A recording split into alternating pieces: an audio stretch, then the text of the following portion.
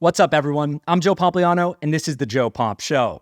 Today, I want to talk about a Canadian sports drink company called BioSteel. Now, some of you are going to ask, what the hell is BioSteel, and why do I care about this? But the reality is that BioSteel was an up-and-coming beverage in the sports drink market, looking to take on Gatorade and Powerade and people like that. And they failed. They went bankrupt.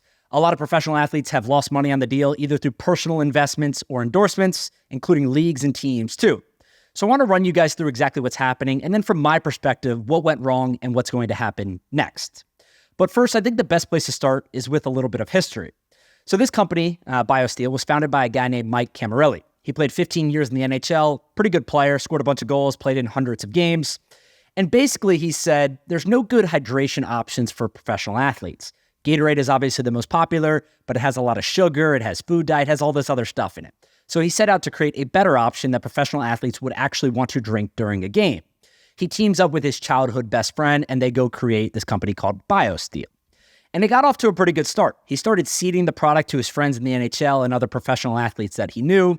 They signed a bunch of distribution agreements in the United States and Canada to start selling the product. And then they went out and they built one of the most impressive athlete endorsement rosters of any company that I've ever seen. Let me read you off some of the names of athletes that they signed as endorsers.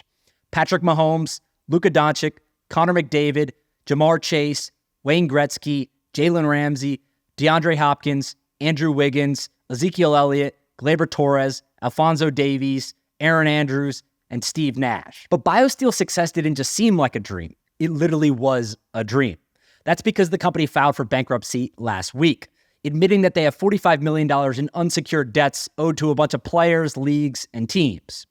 So again, let me explain exactly where this company is at. BioSteel was bought by a business called Canopy Growth in 2019. Now, Canopy Growth is a cannabis distributor. It's one of the largest, if not the largest, cannabis company in North America. And the reason why they bought BioSteel was to diversify their business. But they've essentially done the exact opposite. It's become a massive loser for their company, and now they are cutting it loose and filing for bankruptcy. And the reason behind this is, for those that don't already know, the sports drink market in the United States is notoriously very, very, very difficult. There's three companies, Gatorade, Powerade, and Body Armor. They own 98% of the market last year. Literally 98% of the market was represented by those three companies. Now, there's some other brands that are breaking in more recently this year, but I'll get to that in a second. So BioSteel lost a bunch of money. They couldn't get into the market. They couldn't start selling the product. Even these ambassadors weren't really helping. So Canopy Growth says they lost $273 million on the deal so far, including $11 million of burn per month. Per month, they were losing $11 million. So they say, screw it. They tried to sell the business for several months. They got 24 prospective buyers, but none of these buyers submitted a binding offer. There were 6 non-binding offers to buy the business. But the easiest way to think about that is that there's a bunch of conditions that go along with the sale. It could be everything from equity in the business to sales targets to loss targets or whatever it is. But basically, they couldn't guarantee that deal was going to get done, so they enter bankruptcy instead, and now it will be sold at auction. Now, the shitty part of this is that they fired 95% of the employees. That's 181 people that worked at the company. All of those people will now have to go find other jobs. Sucks. I know that's part of the business, but it sucks to see regardless. But to make matters worse, this company, like I mentioned before, they signed a plethora of endorsement deals with the leagues, the teams, and the athletes. Take the NHL, for instance.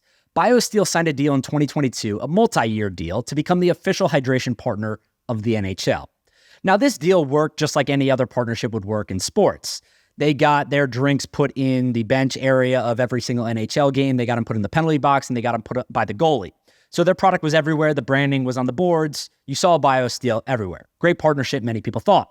But the problem is now they can't pay because they're going bankrupt. So 1 year into this deal, they still owe the NHL, according to the documents that were filed, $8.7 million.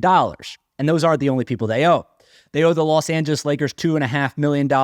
They owe the Miami Heat $953,000. They owe USA Soccer $675,000. They owe Andrew Wiggins $658,000. They owe the Brooklyn Nets $625,000. They owe Rogers Media $428,000. They owe the Philadelphia 76ers $296,000. And they owe USA Hockey $197,000. But it's not just the leagues and the teams that were hurt. It's players too. Now, I want to explain for a second. Endorsement deals, like losing an endorsement deal, that's not really money out of your pocket. Sure, you were expecting it to come in, and maybe some of these athletes could have signed a deal with a Gatorade or a Powerade and made some money that way. But ultimately, they probably didn't have many other options, and BioSteel was their best option, even given that it was a little bit risky. So does it suck that Andrew Wiggins isn't going to get paid his $658,000? Yeah, absolutely. Maybe he'll get some of it, maybe he doesn't. But ultimately, it's unfortunate. But the more unfortunate part is someone like Patrick Mahomes or Aaron Andrews, who invested money in the company. They were equity owners. And we know that Canopy owned about 90% of the business, so we don't think Mahomes or Aaron Andrews or anyone else owned a huge chunk of the business or invested millions of dollars. But that means they put capital into the business, received equity in return, and they lost that money. It's essentially going to zero. So that sucks. I don't think Patrick Mahomes is going to lose a ton of sleep over it. The guy makes $50 million a year and has many other investments, but still, it's an unfortunate situation. But I think the real part we need to be focusing on here is the broader landscape of this market overall. If you look at the sports drink market, like I said before, it's historically been dominated by just a couple brands. Gatorade owns about 70% of the market today. You have Powerade that owns another 15%. And then more recently, Prime has also made some inroads too. And the interesting part about this is the two latest people that have challenged Gatorade and Powerade are Body Armor, who was backed by Kobe Bryant, owned a large equity stake, and Mike Rapoli, who had done this with many other brands too. So that one makes a lot of sense why it would be successful. You have the athlete, you have the entrepreneur, they team up and they go build this huge brand, connections in the industry, everything like that. Prime, on another hand, also makes a lot of sense. And the reason Prime makes a lot of sense to me is it's backed by two of the biggest YouTubers in the world between Logan Paul and KSI. And not only do they own equity in the business, they probably own a meaningful portion of equity. And the reason I say this is because they are giving up tons of ad inventory across all of their channels, YouTube, Twitter, Instagram, TikTok, whatever it is, to promote these brands. Not only are they giving up inventory that they can make other money on through other businesses or other things like that, but they're also giving up their time. An example of this would be that Logan Paul and KSI, I believe they were in New York earlier this year, and then there was a launch in like Australia or New Zealand. So they literally flew across the world to go to a new beverage launch in one of these countries. You don't do that if you own 1% of the business. You don't do that if you own 10% of the business. These guys own a meaningful portion of the business, and they know that it's going to be insanely valuable if they're able to create enterprise value rather than sponsorship dollars from other brands. So that makes a lot of sense too. And then the same reason why I think Prime has been successful, I think that's the reason why BioSteel failed. You had no one with real skin in the game that could give you distribution. If you're attacking incumbents like Gatorade and Powerade and Body Armor, who have all of this distribution, they already have all the deals in place, they have the connections, and they're really hard to unseat. We haven't seen anyone do it in decades. You have to have some advantage. And unfortunately for BioSteel, all the people that they had lined up from an endorsement perspective didn't have their incentives aligned enough to create meaningful difference to the brand. So even Mahomes, for instance, if he's an endorser, he's probably getting paid a couple $100,000 a year, maybe a couple $1,000,000 a year. He's churning some of that and putting it back into the business through equity. But still, that's not enough for him to go and launch products. That's not enough for him to star in all these commercials. That's not enough for him to post about it on Twitter and Instagram all the time, because the upside is capped to some degree. Because if he only owns a couple percentage points of the business, how much is he really going to make on this, especially when the business is churning and losing $11 million a month?